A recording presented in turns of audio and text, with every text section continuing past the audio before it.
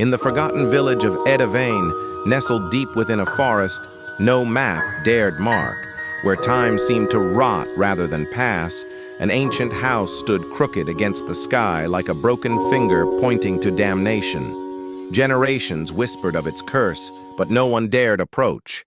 Until Mara, a grief-stricken woman driven by the recent disappearance of her twin brother, crossed its rusted gate at dusk, clutching only a flickering lantern and a journal he left behind, its last entry scrawled in frantic ink. The house watches. The door creaked open on its own, exhaling a sigh that smelled of wet earth and old blood. And as she stepped inside, the air grew thick, pressing on her skin like invisible hands, each floorboard groaning under her weight as though begging her to turn back. But something deeper than curiosity pulled her in. A voice not her own whispered her name from the upstairs darkness.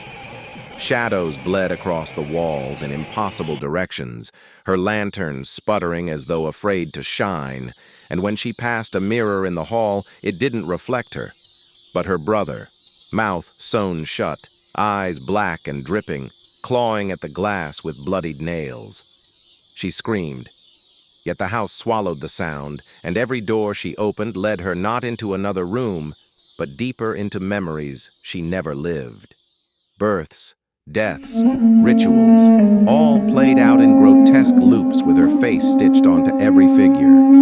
In the attic, beneath a rotten cradle and a mobile that spun despite the still air, she found a doll made of skin and teeth, dressed in her brother's clothes, its jaw opening slowly to mutter, "You came too late."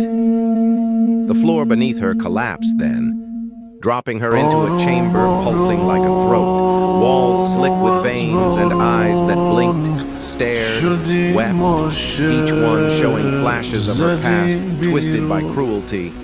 Her parents drowning her in baptism, her dog speaking Latin before being skinned alive, her brother being pulled into the mirror by a version of her with a stitched grin and hollow stare.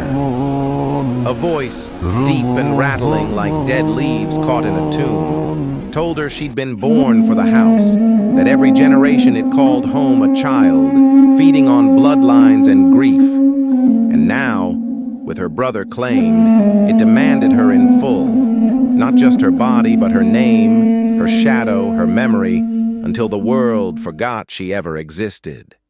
As her lantern finally died, the darkness became absolute, pressing into her lungs, filling her until her skin tore and re-knit, until her bones bent backwards and eyes turned inwards.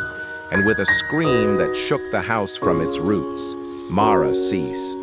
And in her place stood another doll, hollow-eyed and smiling, clutching the journal whose ink had begun to rewrite itself with a new hand.